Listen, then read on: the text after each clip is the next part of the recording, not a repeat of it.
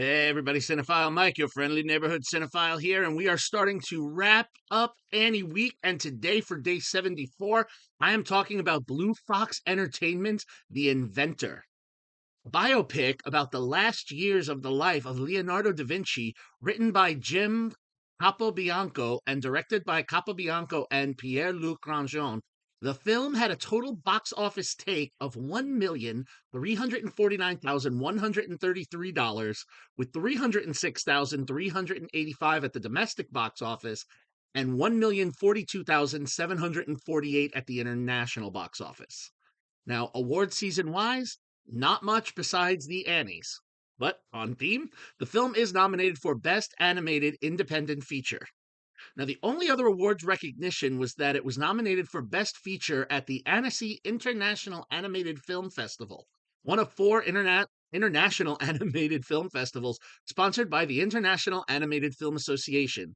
The one that this film was nominated in was taking place in France. Fitting location, given its subject. So, the place?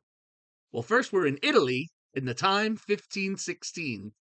Leonardo da Vinci, serving under Pope Leo X, has the desire to learn about the soul of man, and does so by dissecting cadavers and illustrating the different parts of the body to see how we work. As this is the later part in his life, after having created so many of his would-become masterpieces and other inventions, this is all he wants to do. However, the Pope has different ideas. Now, being at war with France, all he wants is for Da Vinci to create weapons that he can use in battle. However, by convincing the Pope that eventually all the technology will be mimicked, he convinces him that it would be better to make peace with France, and so the Pope agrees.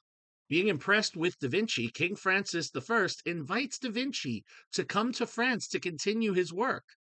Now, thinking that this is his opportunity to continue working on learning about the soul and man, and through a series of events that will now allow him to leave Italy to go to France to do so, Da Vinci agrees and leaves Italy for France.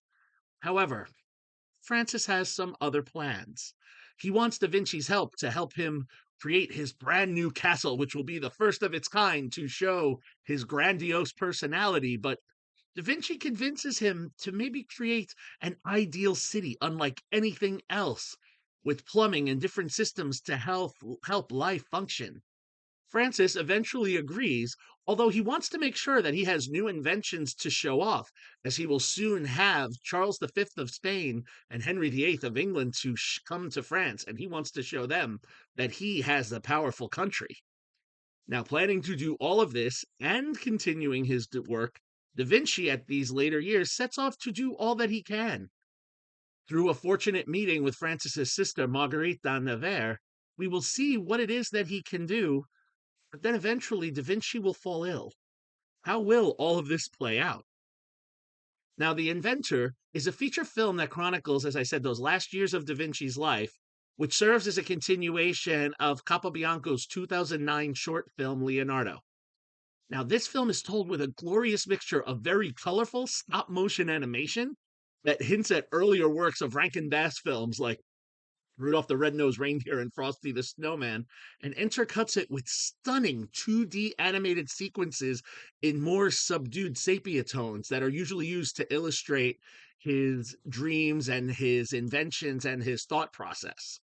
All of these things come together, to create one beautiful visual delight, illustrating one of the greatest minds in history. Also, like yesterday's Leo, this film is musical with a few very nicely placed musical moments. Specifically, the song at the end has a lyric in the chorus which not only encompasses the man that is the subject of the film, but a reminder of what we can all do. The lyric states, "See things unseen behind the screen, ever beyond our reach. Expand your mind, then share in kind. This is the lesson we teach." Alex Mandel's music and lyrics, at times sung by voices that project an angelic and almost otherworldly tone, underscore the message of this film that invites us to see more and go beyond what we think we can do. Da Vinci was a proponent of this, and the film presents this very clearly.